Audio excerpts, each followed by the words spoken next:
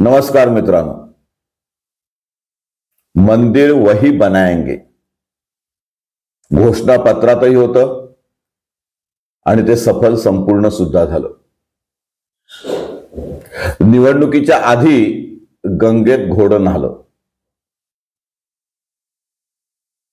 एक शानदार कार्यक्रमात आपले आदरणीय पंतप्रधान यांच्या शुभ हस्ते राम जन्मभूमीवरच रामलल्लाच्या भव्य मंदिराचं, दिव्य मंदिराचं अनावरण झालं. मूर्तीची प्राण प्रतिष्ठा झाली. लगेचच सूर उमटू लागले, पुढच्या मंदिरांचं काय, पुढच्या घोषणांचं काय. निवडणूक जाहीरनाम्यात अनेक वचनं दिली होती, घोषणा दिल्या होत्या, आश्वासनं दिली होती.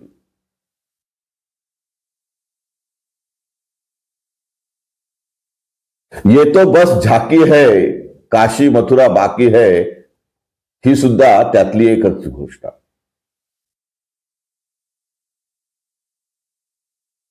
काशी मथुरा बाकी है. काशी विश्वनाथचं मंदिर, मथुरेची श्रीकृष्ण जन्मभूमीवरील मशीद, हे दोन्ही वादाच्या भोवऱ्यात आहेत. दोन्ही बाबी न्यायप्रविष्ट आहेत आणि त्यांना आता वेग आलेला आहे. इतर गोष्टांचं जाऊ दे, पण ज्ञानव्यापी मस्जिद, मंदिर याचं काय होणार?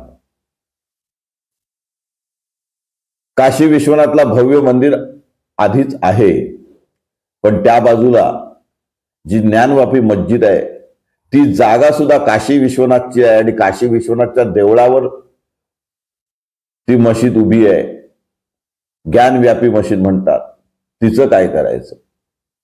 मंदिराचे अवशेष तिच्या पोटात आहेत, भिंती तशाच आहेत, घुंगटच्या खाली कळस आहे, नंदी आहे आणि आता वजूद खाण्यात पाय धुण्याच्या जागेत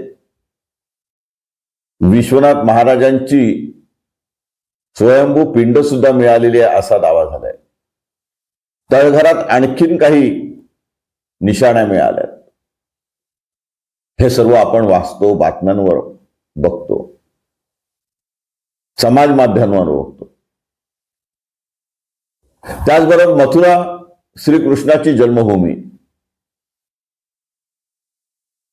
तो शाही ईदगाह दर्गा जन्मभूमीवर आहे. तिथली मशीद सुद्धा वादाच्या भोवऱ्यात आहे, न्यायाच्या प्रतीक्षेत आहे. त्यांचं काय करायचं? त्यामुळे हे दोन वाद आता यापुढे वाढले जाणार आहेत. श्रीकृष्ण जन्मभूमी मथुरेची आपण ती पुराण कालापासून वाचत आलो. आपल्या धार्मिक आस्थेचा तो प्रश्न आहे. मथुरेला जे जे गेले ते ते भक्त हळहळतात. तिथला पहारा, तिथली मशीद. श्रीकृष्ण अजूनही बंदिवानातच आहेत.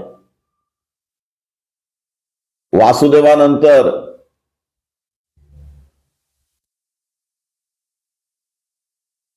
या भगवंताच्या अवताराला सुद्धा कारागृह सुटलेलं नाही याची ते साक्ष देत असतात. मित्रांनो, 68 सालापासून हा जो काय कृष्ण जन्मस्थान सेवा संघ आहे तो यासाठी भांडतोय. जर कालानुरूप घटना बघितल्या तर 25 सप्टेंबर 2020 ला एक आणखी केस मथुरा कोर्टात दाखल झाली आणि त्यामध्ये ही मशीद हलवण्याची विनंती करण्यात आली.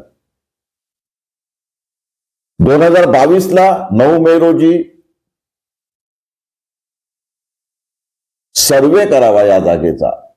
श्रीकृष्ण जन्मभूमीमध्ये, मशिदीमध्ये जे हिंदू देवदेवतांचे अवशेष आहेत, बांधकामामध्ये जे अवशेष आहेत, त्याची पाहणी करावी म्हणून सिव्हिल जज सिनियर डिव्हिजन म्हणजे वरिष्ठ दिवाणी न्यायालयात मथुरा येथे अर्ज दाखल झालेला आहे. 12 मेला अलाहाबाद हायकोर्टमध्ये काही कागदपत्र दाखल करण्यात आलेली आहेत, अर्ज दाखल करण्यात आलेले आहेत.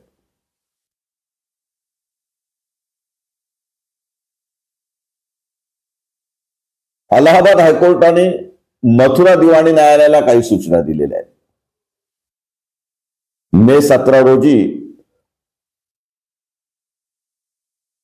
मथुरेच्याच एका लखनौ स्थित वकिलांनी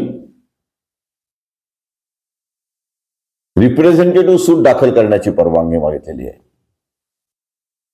19 मेला जिल्हा न्यायालयाने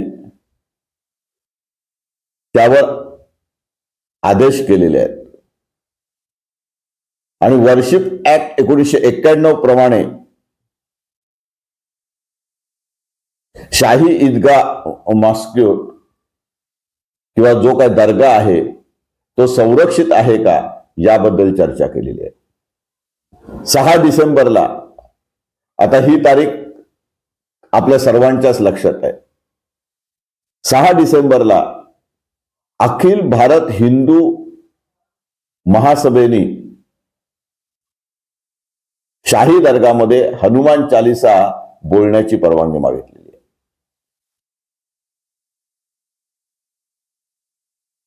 6 डिसेंबर 2008 आणि नंतर डिसेंबर 8 रोजी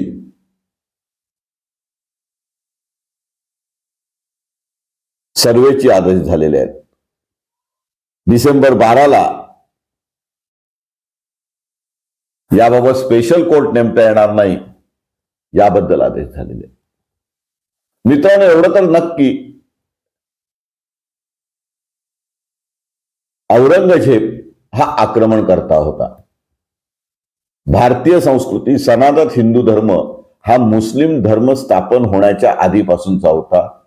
भारतात मोगलांचं आक्रमण हे काही शेकडो वर्षापूर्वीच आहे, पण त्यापूर्वी काही हजारो वर्षापूर्वी आपल्या भाषेत बोलायचं श्रीकृष्ण अवतार, राम अवतार हे पुराण काळापासून चालत आलेले आहे. आणि मग त्यांची मंदिरं, त्यांचे धार्मिक अवशेष हे पूर्वापार भारतभर आलेले आहेत. आणि त्यातले काही महत्वाच्या घटना म्हणजे राम जन्मभूमी आणि श्रीकृष्ण जन्मभूमी, काशी विश्वनाथ, ही जी काही महत्वाची धर्मस्थळे आहेत, इथे अनेक वेळा आपली मंदिरं उद्ध्वस्त करण्यात आली. औरंगजेबाने ही मंदिरं पाडली, विशेषतः मथुरेचं मंदिर पाडलं, याबद्दलचे दस्तऐवज उपस्थित आहेत. आता ही जी आपण ऑर्डर बघतोय त्यामध्ये असं म्हटलं जातं, हीच त्या औरंगजेबाची मोहर, आदेश, ज्यामुळे मंदिर पाडली गेली. 13 फेब्रुवारी 1670 रोजी हा आदेश आला आणि या आदेशानंतर औरंगजेबाच्या लोकांनी, सैन्याने ही मशीद पाडली. आता हा शाही ईदगाह मशीद मथुरा ही शहरातील श्रीकृष्ण जन्मभूमी मंदिर परिसरालाच लागून आहे. 12 ऑक्टोबर 1968 रोजी श्रीकृष्ण जन्मस्थान सेवा संस्थांचे शाही मशीद ईदगाह ट्रस्टशी एक करार केला होता. या करारामध्ये मंदिर आणि मशीद या दोन्ही 13.37 एकर जागेवर बांधण्यात येणार असल्याची चर्चा आहे. संपूर्ण वाद या 13.37 एकर जमिनीचा आहे, अर्थात दिवाणी कोर्टाचा आहे. अर्थात तो वाद न्यायप्रविष्ट आहे. या जमिनीपैकी 10.9 एकर क्षेत्र जन्मस्थानाजवळ आणि 2.5 एकर शाही मशिदीजवळ ताबा आहे. या करारात मुस्लिम बाजूने मंदिरासाठी आपला काही ताबा सोडला आणि त्या बदल्यात मुस्लिम बाजूने जवळची काही जमीन दिली. आता हिंदू बाजूने संपूर्ण 13.37 एकर जमीन ताब्यात घेण्याची मागणी करण्यात आलेली आहे. मूळ वाद कशासाठी आहे हे पण आपण समजून घेतलं पाहिजे. मथुरेतील श्रीकृष्ण जन्मस्थान आणि शाही ईदगाह मशीद वादाच्या प्रकरणी हिंदू सेनेने केलेल्या दाव्यावर दिवाणी न्यायाधीश वरिष्ठ विभागाच्या न्यायालयाने ईदगाहच्या अमीन सर्वेक्षणाचे आदेश दिलेले आहेत। वाराणसी ज्ञानवापी प्रकरणात न्यायालयाने ज्याप्रमाणे आदेश दिले त्याच धर्तीवर हे सुद्धा आदेश आहेत। त्यावर गुरुवारी प्रतिवादींना नोटीस बजावण्यात येणार होत्या, मात्र सुनावणी होऊ शकली नाही। न्यायालयाने पुढील सुनावणी 20 जानेवारी रोजी निश्चित केलेली आहे। ही मागील महिन्याची पोझिशन होती। आता दर महिन्याला रोजनामा जसा बदलेल, तारखा जशा वाढत जातील तसा हा दावा प्रगतीपथावर जाणार आहे। दावा जसा प्रगतीपथावर जाणार आहे तसं शासन सुद्धा गॅसवर जाणार आहे। कारण समाजात शांतता कशी राखायची, दोन धर्मांमध्ये तेढ कशी निर्माण होणार नाही आणि हा प्रश्न सामंजस्याने कसा सोडवायचा, तोही निवडणुकीच्या तोंडावर कसा सोडवायचा, हा यक्ष प्रश्न सरकारला पडलेला आहे। अर्थात येणाऱ्या निवडणुकीआधी हा प्रश्न सोडवला जाणार नाही, न्यायालय निर्णय देणार नाही, इतकी तत्परता दाखवली जाणार नाही। आणि इतकी तत्परता झाली तरी सुद्धा मशीद पाडण्याचं डेअरिंग, ते बांधकाम हटवण्याचं डेअरिंग, वादग्रस्त जागा मोकळी करून घेण्याचं डेअरिंग सरकार नक्कीच करणार नाही, स्वतःच्या पायावर कुऱ्हाड मारून घेणार नाही। हे तुम्हाला आम्हाला सर्वांना माहिती आहे।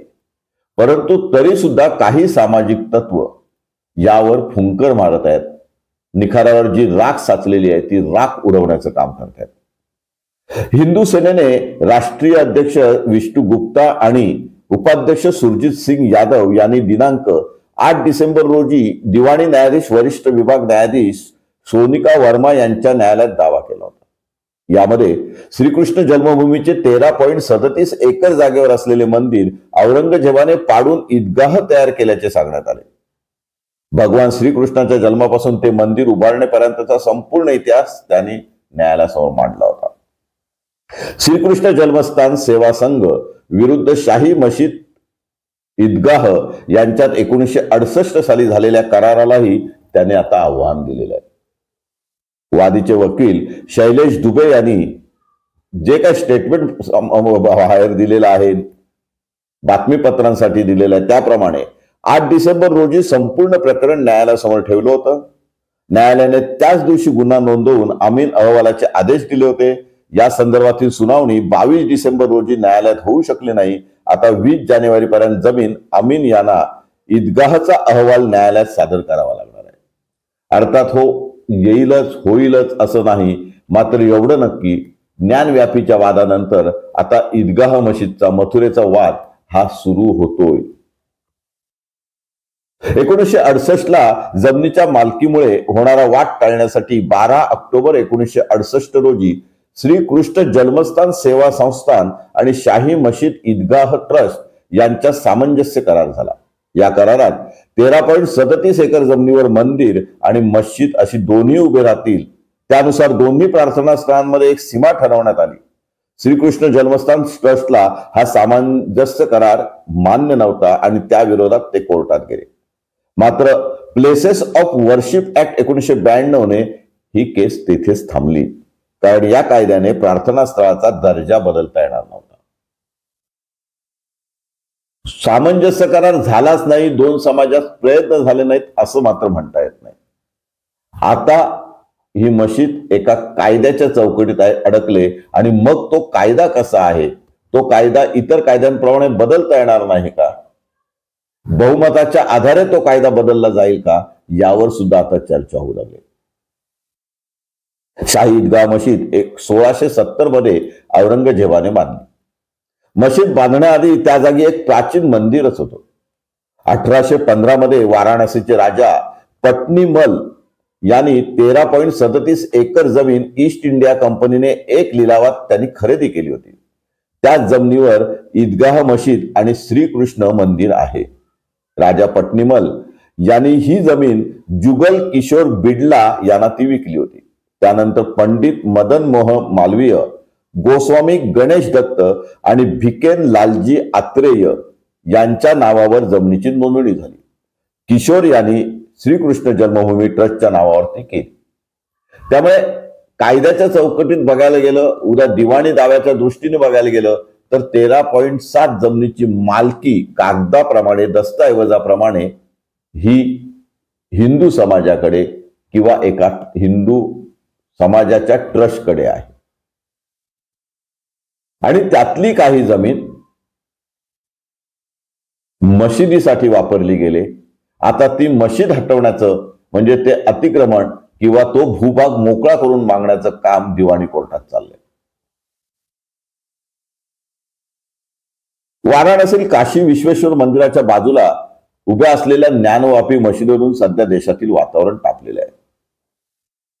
आणि त्याप्रमाणेच मथुरेचं वातावरण सुद्धा तापवण्याचं काम काही समाज घटक करत आहेत, हे विसरून चालणार नाही.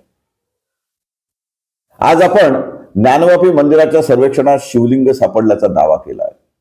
ज्ञानव्यापी मंदिर की मशीद हा वाद चालू असतानाच आता मथुरेत श्रीकृष्ण जन्मभूमी ईदगाह मशिदीचा वाद कोर्टात पोहोचलेला आहे. शाही ईदगाह मशीद ज्या जागेवर उभी आहे ती जागाचा माल की हक्क हिंदू पक्षाला सोपवण्याची मागणी या याचिकेत करण्यात आलेली आहे. शाही 17व्या शतकात औरंगजेबाच्या आदेशानुसार श्रीकृष्ण जन्मभूमीच्या बाजूला असलेले मंदिर तोडून ईदगाह मशीद बांधण्यात आली होती, हा इतिहास आहे. उत्तर प्रदेशातील मथुरा येथील श्रीकृष्ण जन्मभूमी संकुलाची 13.37 एकर जागा आहे आणि तेथेच केशव देव मंदिराच्या जागेवर ही मशीद उभारण्यात आल्याचा दावा करीत ही मशीद हटवण्याची मागणी याचिकेद्वारे करण्यात आलेली आहे. यापूर्वी 3 वेळा या संदर्भात याचिका दाखल करण्यात आल्या होत्या. एका दिवाणी न्यायालयाने या स्वरूपाची याचिका फेटाळली सुद्धा होती. त्यानंतर ही याचिका दाखल झाली. त्यामुळे अनेक मुद्दे येणार आहेत की एकदा दावा फेटाळल्यानंतर त्या स्वरूपाचा दावा दुसरे हक्कदार दाखल करू शकतात का? आणि मुळातच जो कायदा अस्तित्वात आहे, ज्याच्याप्रमाणे 1947 नंतर भारत स्वतंत्र झाल्यानंतर त्यावेळी जी परिस्थिती होती ती धार्मिक स्थळाबद्दलची परिस्थिती कायम ठेवावी असं त्या कायद्यात त्या वेळच्या परिस्थितीप्रमाणे ठरवण्यात आलं. त्याविरुद्ध आता तरी भारतातील न्यायालय जाऊ शकतात का, हा देखील एक प्रश्न कायदेशीर दृष्ट्या महत्वाचा आहे. हायकोर्टाने यावर सुनावणी करीत कनिष्ठ न्यायालयाला 4 महिन्यात या प्रकरणाची सुनावणी पूर्ण करण्याचे आदेश दिले होते. त्यानंतर सुनावणीला गती आली आणि काही दिवसापूर्वीच शाही ईदगाहच्या जागेचे सर्वेक्षण करण्याचे सुद्धा आदेश झाले आणि सर्वेक्षणामध्ये काही महत्वाच्या गोष्टी आता बाहेर आलेल्या आहेत. जमिनीवरही दावा सांगण्यात आलेला आहे. शाही ईदगाह मशीद हटवून ही जमीनही श्रीकृष्ण जन्मस्थानाकडे देण्याची मागणी करण्यात आलेली आहे. आणि आता इलाहाबाद हायकोर्ट यामध्ये सुद्धा काही प्रकरणं पेंडिंग आहेत.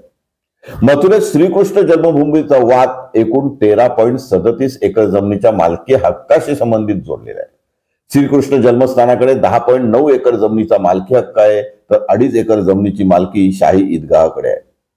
शाही ईदगाह मशीद अवैधरित्या ताबा मिळवून उभारण्यात आल्याचा हिंदू पक्षाचा दावा आहे आणि या जमिनीवरही आता हिंदू पक्षाने दावा दाखल केलेला आहे. शाही ईदगाह मशीद हटवून ती जमिनी श्रीकृष्ण जन्मस्थानाकडे देण्याची मागणी करण्यात आलेली आहे आणि त्यामुळेच हा वाद अलाहाबाद हायकोर्टात गेलेला आहे. मित्रांनो, हा वाद आज ना उद्या मिटेल, सामंजस्याने मिटेल किंवा त्यावर काहीतरी तोडगा निघेल किंवा न्यायालयाचा आदेश येईल. परंतु तोपर्यंत हा विषय निवडणुकीच्या राजकारणात वापरला जाईल, ही सुद्धा एक चिंतेची बाब आहे.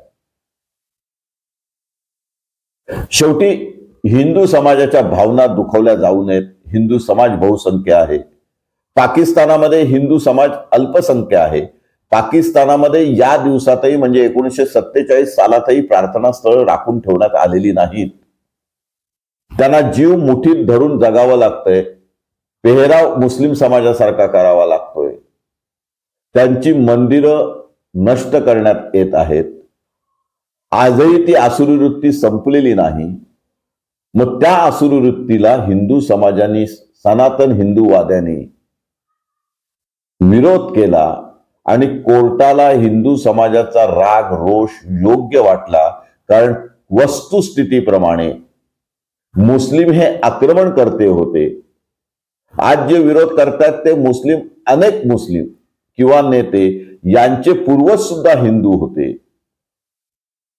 आणि औरंगजेबाने किंवा मुस्लिम आक्रमणकर्त्याने किंवा त्यानंतरच्या राज्यकर्त्याने वेळोवेळी हिंदू मंदिरं तोडून त्यावर त्यांची धार्मिक स्थळं उभी केली. त्याचे अवशेष जिथे जिथे आहेत असे हजारो देवळांचे वाद हजारो कोर्टांमध्ये न्याय प्रविष्ट आहेत. पण ते सर्व वाद बाजूला ठेवले तरी काशी आणि मथुरा ही धार्मिक आस्थेची स्थळं आहेत, प्रमुख धर्मस्थळं आहेत आणि तिथे तरी निदान हिंदूंची जागा हिंदूंना मिळावी, हिंदूंना मंदिर उभारण्याचं हक्क आहे. ते प्रकरण न्यायालयात आहे आणि कदाचित न्यायालय कायदा अस्तित्वात असला तरी ज्या पद्धतीने अयोध्येचे निकाल आले त्या पद्धतीने वेगळा विचार करू शकतं अशी भीती काही मुस्लिम नेत्यांच्या मनात तयार झाली आहे.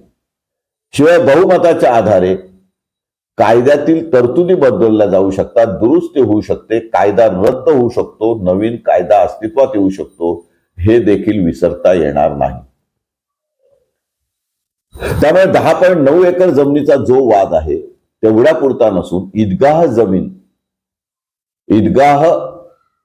जमीन 1947 सालापूर्वीपासून जरी मुस्लिम समाजाच्या किंवा धार्मिक स्थळ म्हणून वापरात असली तरी त्याबाबत सुद्धा वेगळा निर्णय होऊ शकतो. हिंदू पक्षाचा दावा आहे इथे स्वस्तिक चिन्ह आहे, मंदिर असण्याच्या प्रतीकाबरोबरच खाली भगवंताचे गर्भगृह आहे. पक्षकार मनीष यादव व वकील महेंद्र प्रताप यांचे म्हणणं आहे की शाही ईदगाहमध्ये हिंदू स्थापत्य कलेचे पुरावे आहेत आणि ते सर्वेक्षणात समोर येतील. आता सर्वेक्षणाचे काही फोटो येऊ लागलेले आहेत, मंदिर मशिदीचे फोटो येऊ लागलेत. त्यामुळे श्रीकृष्ण जन्मभूमी वाद सुद्धा आता लोकांच्या नजरेसमोर येऊ लागलाय. 17व्या शतकात औरंगजेबाच्या आदेशानुसार श्रीकृष्ण जन्मभूमीच्या बाजूला असलेले मंदिर तोडून ईदगाह मशीद बांधण्यात आली असा दावा केला जातो. उत्तर प्रदेशातील मथुरा येथील श्रीकृष्ण जन्मभूमी संकुलाची 13.37 एकर जागा आहे आणि तिथे जे केशवदेव मंदिर आहे इथे आता नवीन मंदिर ईदगाह मशिदीच्या जागी उभी राहिलीच पाहिजे अशी भाविकांची, श्रद्धाळूंची, हिंदू धर्मातल्या बहुसंख्य मतदारांची सुद्धा मागणी आहे. यापुढे कदाचित येणाऱ्या शासनाला झुकावं लागणार आहे. ज्ञानवापी मशिदीचं आता मथुरेतील शाही ईदगाह मशिदीचे सर्वेक्षण करण्यात येणार आहे.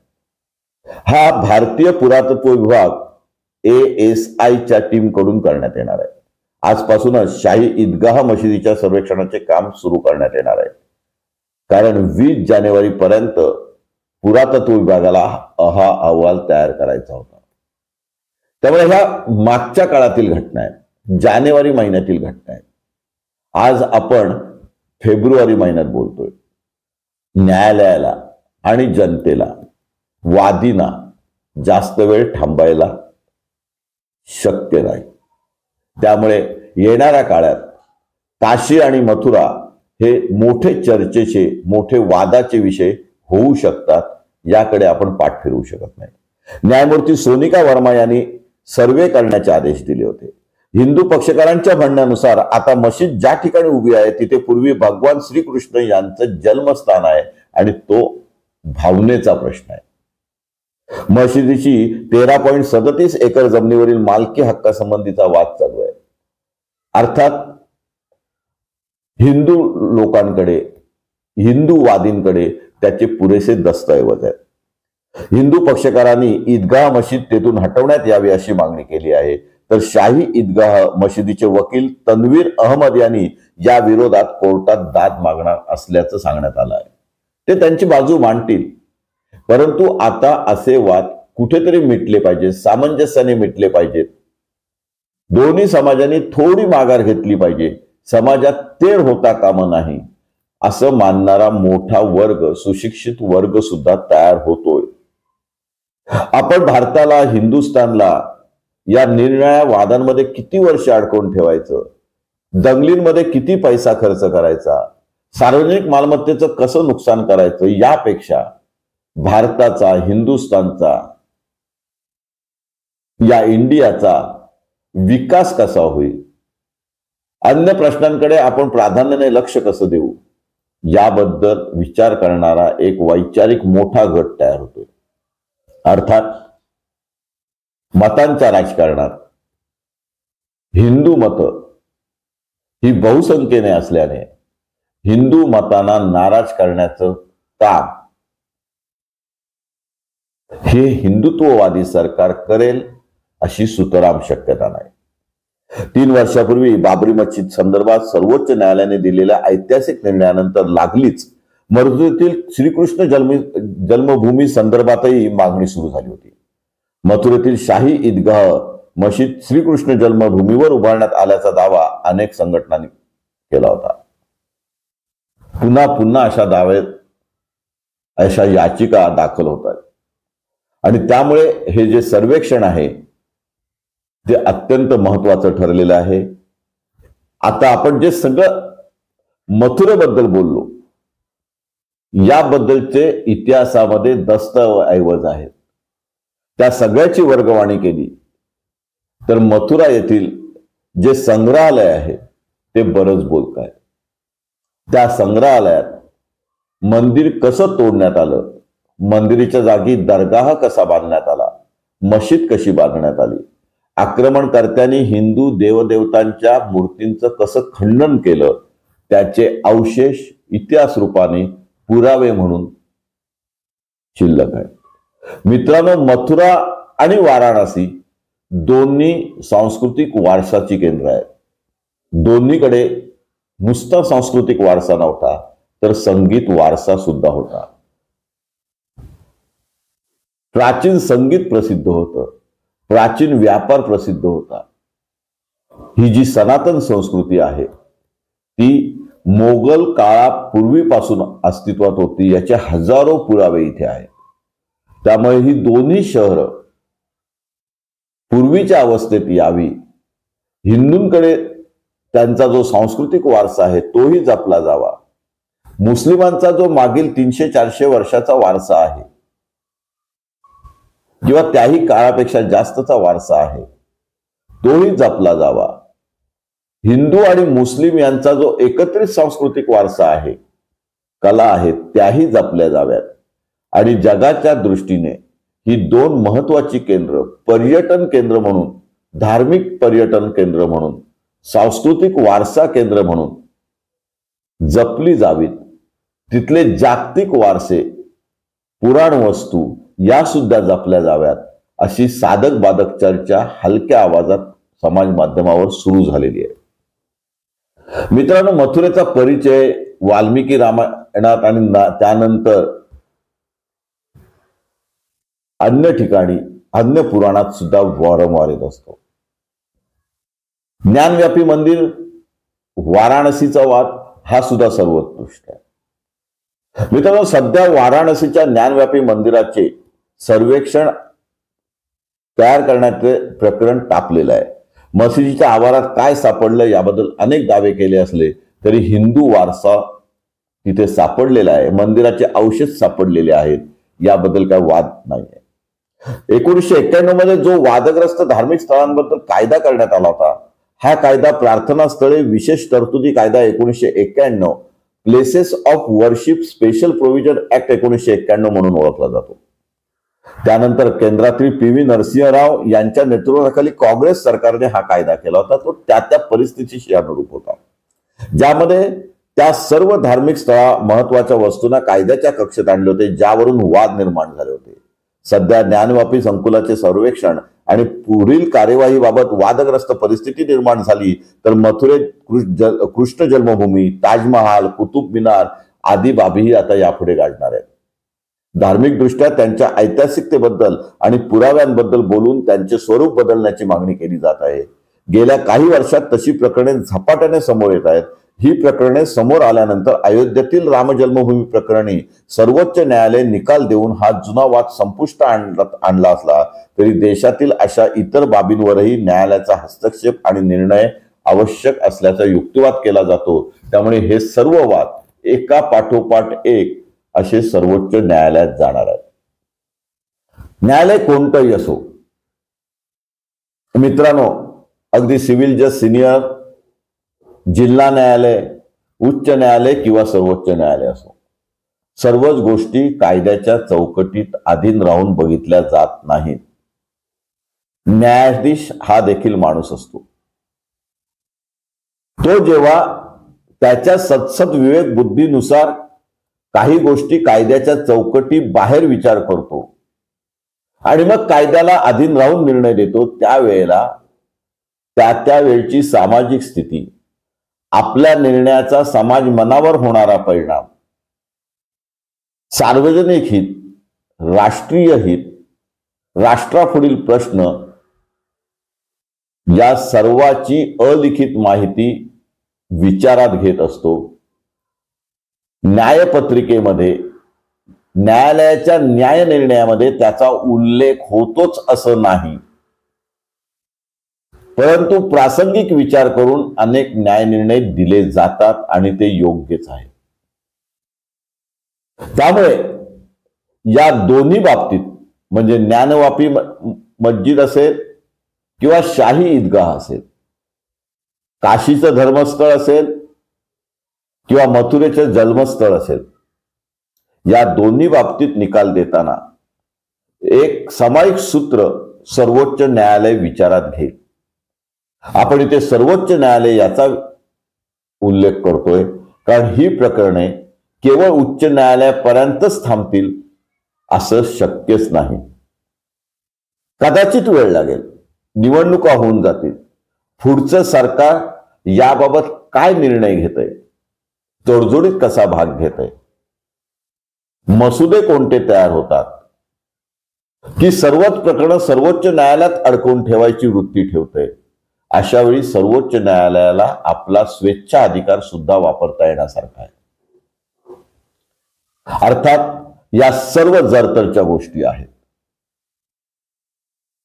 पी.व्ही. नरसिंहराव यांनी जो कायदा केला होता तो त्यावेळी जो लोकक्षम उभा राहिला होता त्याला आधारित राहून केला होता. तो कायदा बदलता येऊ शकतो सरकारची इच्छाशक्ती असेल तर, आणि सरकारकडे पुरेसा पाठपुरावा असेल तर.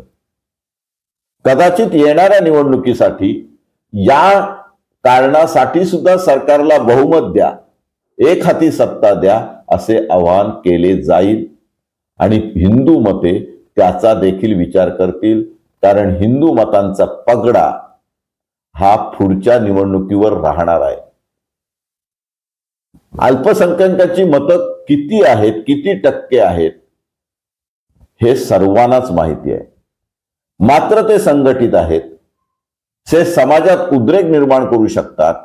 त्यामुळे कायद्याचा बडगा दाखवल्याशिवाय आणि सर्वोच्च न्यायालयाचा निकाल आल्याशिवाय या दोन्ही वास्तूंना हात लावता येणार नाही याची खुणगाठ नक्कीच राज्यकर्त्यांनी मांडलेली असेल, बांधलेली असेल.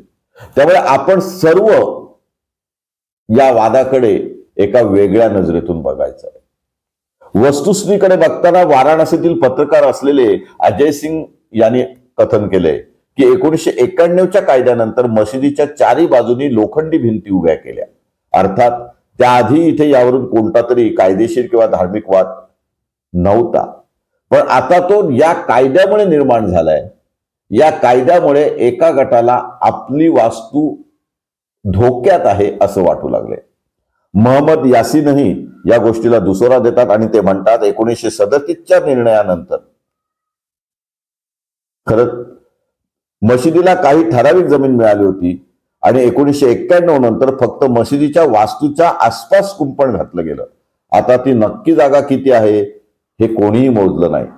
त्यांच्या आठवणीत तरी इथे वादविवाद झाले नाहीत. अगदी शिवरात्र आणि शुक्रवारची नमाज एकाच दिवस आल्यानंतर सुद्धा वाद झाले नव्हते. त्यामुळे या वस्तुस्थितीकडे सुद्धा कोर्ट बघू. 1991च्या आधीच्या ज्या काही याचिका होत्या त्यामध्ये ज्ञानवापी परिसराच्या सर्वेक्षणाचे आदेश दिले गेलेले आहेत. 1991च्या साली दाखल झालेल्या याचिका त्याच वर्षी संसदेत प्रार्थना स्थळ कायद्यामुळे वादग्रस्त झालेल्या आहेत. 18 सप्टेंबर 1991 साली बनलेल्या या कायद्यानुसार 15 ऑगस्ट 1947च्या आधी अस्तित्वात असलेल्या कोणत्याही धर्मस्थळाला दुसऱ्या धर्माच्या प्रार्थनास्थळात बदललं जाऊ शकत नाही. जर कोणी असं करण्याचा प्रयत्न केला तर त्यांना 1 ते 3 वर्षाची कैद आणि दंड होऊ शकतो. अयोध्या मंदिर मस्जिद वाद कायदा बनला आणि आधीपासूनच कोर्टात प्रलंबित असल्याने त्या वादाला या कायद्याच्या कक्षेबाहेर ठेवण्यात आलं. मित्रांनो, 1 ते 3 वर्षाच्या कैदेला न घाबरणारे कारसेवक हिंदू कार्यकर्ते असू शकतात, निर्माण होऊ शकतात. त्यांच्यावर कार्यवाही झाली तर ते आनंदाने ती कैद म्हणजे जास्तीत जास्त शिक्षा सुद्धा भोगू शकतात. समाज मन काय बोलतोय, मॉब सायकोलॉजी काय आहे हे बघितलं तर अयोध्येची पुनरावृत्ती, 6 डिसेंबरची पुनरावृत्ती या दोन्ही ठिकाणी होऊ शकते आणि सरकार हतबल होऊ शकतं हे सुद्धा इथे अधोरेखित करण्यासारखं आहे. स्थानिक लोकांच्या मते मंदिर आणि मशिदीवरून येथे अनेकदा वाद झाले, पण हे सगळे वाद स्वातंत्र्यापूर्वीचे आहेत, त्यानंतरचे नाहीत. बहुतांश वाद मशीद परिसराच्या बाहेर मंदिराच्या भागात नमाज पडण्यावरून झालेले आहेत. सगळ्यात मोठा वाद 1809 साली झाला होता, ज्यावरून धार्मिक दंगलीही पेटल्या होत्या. शासनाला आता अशा दंगली परवडणाऱ्या नाहीत. सार्वजनिक मालमत्तेचं नुकसान परवडणारं नाही. समाजात निर्माण होत असलेली दरी, त्यातील अंतर वाढवणं परवडण्यासारखं नाही. या पार्श्वभूमीवर विश्वंभर नाथ पांडे यांनी लिहून ठेवले, औरंगजेबाच्या या आदेशाचा तात्काळ पालन झालं, पण जेव्हा ही गोष्ट कच्छच्या राणीच्या कानावर गेली तेव्हा तिने औरंगजेबाला संदेश पाठवला की जे झालं त्या मंदिराचा दोष काय. दोषी जर तिथले पंडे असतील. राणीने म्हटलं की माझी इच्छा आहे हे मंदिर पुन्हा बांधलं जावं. राणीची इच्छा विचारात घेऊन औरंगजेबाच्या धार्मिक श्रद्धेमुळे ते मंदिर पुन्हा बांधणं त्याला शक्य नव्हतं. मग तिथे मंदिर बांधून काम नसल्यामुळे तिथे मशीद बांधून त्यांनी राणीची इच्छा पूर्ण केली असं लिखाण करण्यात आले. प्राध्यापक द्विवेदी हे इतिहासकारक आहेत. त्यांनी याला दुजोरा दिलेला आहे. त्यामुळे अशा ज्या काही सगळ्या आख्यायिका आहेत त्या इतिहास म्हणून मानायच्या का, की वस्तुस्थिती अशी आहे की हिंदू धर्मस्थळावर मुस्लिम धर्मस्थळ उभं आहे आणि आक्रमणकर्त्यांनी मंदिरं पाडली. ती परिस्थिती पुन्हा निदान काही हजार वादातून 2 ते 3 गोष्टींसाठी, म्हणजे ताजमहल पाडा असं कोणी म्हणणार नाही, कुतुब मिनार पाडा असं कोणी म्हणणार नाही, जामा मस्जिद पाडा असं कोणी म्हणणार नाही, पण जामा मस्जिदच्या पायऱ्यात जर देवतांची चित्र असतील, पुतळे असतील, मूर्त्या असतील, त्याच्यावर पाय देऊन नमाजी जात असतील आणि जामा मशिदीच्या बाहेर त्या पायऱ्या असतील तर त्या मूर्त्या विकत घेण्याचा प्रयत्न कोणी केला किंवा हिंदू संघटनांनी केला तर त्यांचं चुकतं, ते समंजस नाहीत असं बोलता येणार नाही. आता विश्वंभर पांडे यांनी जे पुस्तक लिहिले, भारतीय संस्कृती मुघल विरासत औरंगजेब के फरमान, या पुस्तकातल्या पान नंबर 119 आणि 120 वर काही महत्वाचे दस्तऐवज आहेत, नकाशे आहेत आणि त्यामध्ये ही सर्व गोष्ट हिंदूंच्या बाजूने आहे हे सिद्ध होते. ज्ञानवापी मंदिर कागदपत्राप्रमाणे पहिला उल्लेख 1883 ते 84 मध्ये केलेला आढळतो. सरकारी गॅजेटमध्ये या मशिदीचा म्हणजे काशी विश्वनाथचं मंदिर पाडून जी मशीद उभी राहिली त्याचा उल्लेख जामा मशीद ज्ञानवापी असा केलेला आहे. सय्यद मोहम्मद यासीन म्हणतात, मशिदान त्या आधीची कोणतीही गोष्ट नाही ज्याने हे सिद्ध होईल की ही मशीद कधी बांधली गेली आहे. गॅजेटच सगळ्यात जुना आहे. याचाच आधार घेऊन 1936 साली कोर्टात एक केस दाखल झाली होती आणि कोर्टाने हे मान्य केलं होतं की मशीदच आहे. कोर्टाने मान्य केलं होतं की खालपासून वरपर्यंत ही वास्तू मशीद आहे आणि वक्फ प्रॉपर्टी आहे. यानंतर हायकोर्टाने हा निर्णय योग्य ठरवला. या मशिदीत 15 ऑगस्ट 1947 नाही तर 1669 पासून, म्हणजे जेव्हापासून ही मशीद बांधली गेली तेव्हापासून नमाज पडला जातोय. करोना काळातही हा दिनक्रम थांबला नाही असं काही मुस्लिम संघटनांनी भाष्य केलेलं आहे. आता हा वाद इगो पर्यंत गेलेला आहे, धार्मिक भावनेपर्यंत, धार्मिक आस्थेपर्यंत गेलेला आहे. साकी मुस्तईद खां आणि सुजान राय भंडारी यांच्यासारख्या औरंगजेबाच्या समकालीन इतिहासकारांनीही या गोष्टीचा उल्लेख केलेला नाही. यांच्या लिखाणाला त्या काळातलं सगळ्यात प्रामाणिक विवेचन मानलं जातं. इतिहासकार लिहितात, विवेचनकार लिहितात, औरंगजेबानंतर आलेल्या परदेशी प्रवाशांच्या वर्णनातूनही पुढे आली असेल. पण सगळ्यात आधी हे नक्की कोणी लिहिलं हे सांगणं कठीण आहे. ज्ञानवापी मशिदीबद्दल बोलताना प्राध्यापक चतुर्वेदी म्हणतात, मशीद बांधल्याचा कोणताही कागदोपत्री पुरावा नाही आणि एखाद्या मशिदीचं नाव ज्ञानवापी असू शकत नाही. त्यांना वाटतं की ज्ञानवापी कुठली तरी शाळा असेल, जिथे एखादं मंदिर असावं. पूर्वीच्या गुरुकुलांमध्ये अशा प्रकारची मंदिरं असायची. ते मंदिर पाडून मशीद बांधली असेल आणि तिचं नाव ज्ञानवापी पडलं असेल. हा एक मतप्रवाह आहे. वाराणसीतील ज्येष्ठ पत्रकार योगेंद्र शर्मा यांनी ज्ञानवापी मशीद आणि विश्वनाथ मंदिर याबाबत बराच अभ्यास केला. ते स्पष्ट सांगतात, अकबराच्या काळात राजा तोरडमलने हे मंदिर बांधलं. जवळपास 100 वर्षानंतर औरंगजेबाने ते उद्ध्वस्त केलं. पुढे साधारण 125 वर्षे इथे कोणतंही विश्वनाथचं मंदिर नव्हतं. सन 1735 साली इंदोरच्या महाराणी अहिल्याबाई होळकरांनी या मंदिराचा जीर्णोद्धार केला. तेच आजचं मंदिर आहे. यानंतर वजूदखान्याचा इतिहास आपल्या सर्वांनाच माहिती आहे. इतिहासकार LP शर्मा आपल्या मध्यकालीन भारत या पुस्तकाच्या पान नंबर 232 वर लिहितात, 1969 मध्ये सगळ्या सरदारांना हिंदू मंदिर आणि शाळा पाडण्याचे आदेश झाले होते. सगळी मंदिरं किंवा वेधशाळा पाडणं तर शक्य नव्हतंच, पण बनारसचं विश्वनाथ मंदिर, मथुरेचं केशवदेव मंदिर आणि पाटणचं सोमनाथ मंदिर, विशेषतः उत्तर भारतातली सगळीच मोठी मंदिरं याच काळात पाडली गेली. या वस्तुस्थितीकडे आता न्यायालयांना बघावं लागणार आहे, कारण हे सर्व वाद न्यायप्रविष्ट झालेले आहेत. पण या दाव्याची समकालीन ऐतिहासिक स्रोतामधून पुष्टी होत नाही. अलाहाबाद विद्यापीठात मध्ययुगीन इतिहासाचे प्राध्यापक असणारे हेरंब चतुर्वेदी म्हणतात की मथुरेचं मंदिर पाडण्याबाबत जो आदेश दिला होता त्याबद्दल तर इतिहासकारांनी लिहिलेलं आहे, पण काशी विश्वनाथ मंदिर पाडण्याचा त्या आदेशात उल्लेख नाही.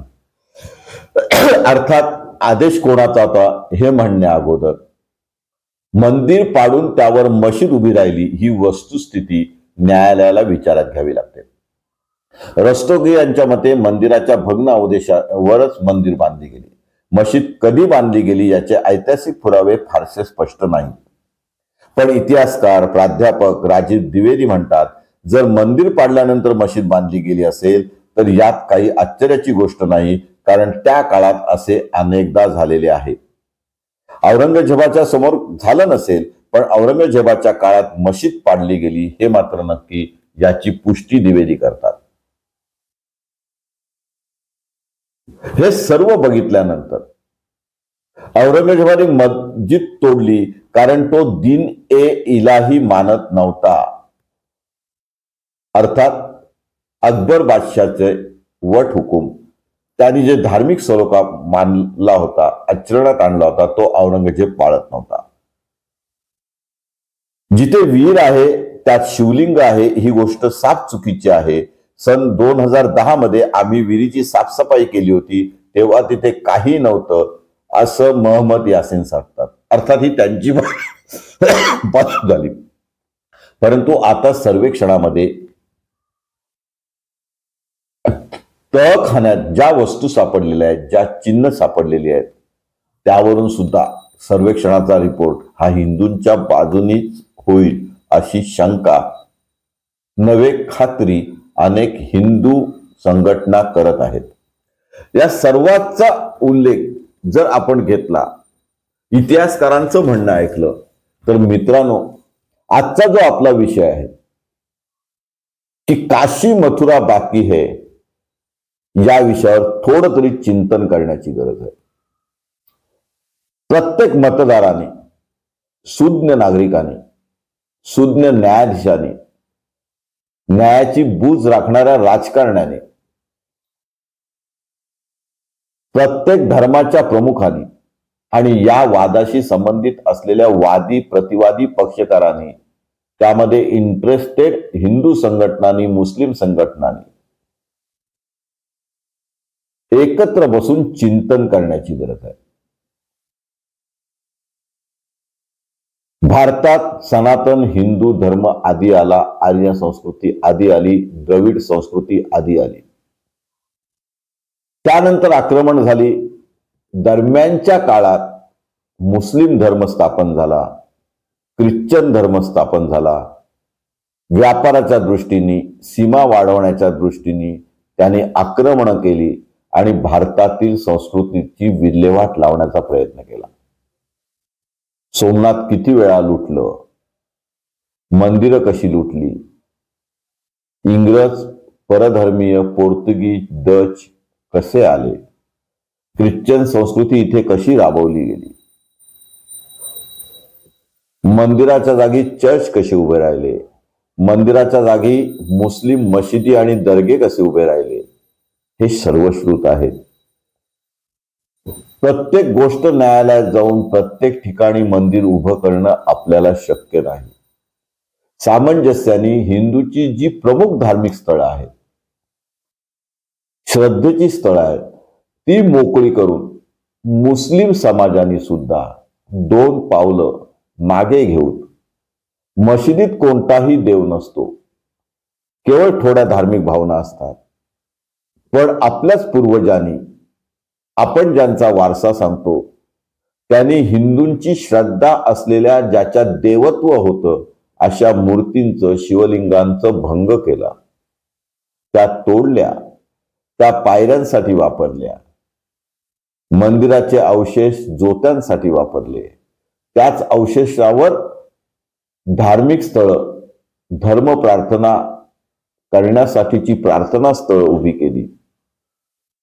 अशी महत्वाची 2-4 ठिकाणं निवडून त्यात सामंजस्याने हिंदू धर्मांचा अक्ष, भारत हा बहुसंख्येने हिंदू धर्मियांचा देश असल्याने जरी तो निधर्मी असला तरी सुद्धा 2 पावलं मागे घेऊन सामंजस्याची भूमिका दाखवली तर हे सर्व वाद आदर्शपणे मिटले जातील. अर्थात अल्पसंख्याकांची संख्या वाढत असल्याने आणि अल्पसंख्याकांच्या मताला सुद्धा किंमत असल्याने त्यांचे काही नेते भावना भडकवतात. हिंदूंमधलेही काही नेते भावना भडकवतात. तुम्ही आम्ही सामान्य मतदार आहोत, सारासार विचार करणारे मतदार आहोत. आपल्याला हे धार्मिक वाद परवडणारे नाहीत. राष्ट्राची प्रगती त्यामध्ये नाही.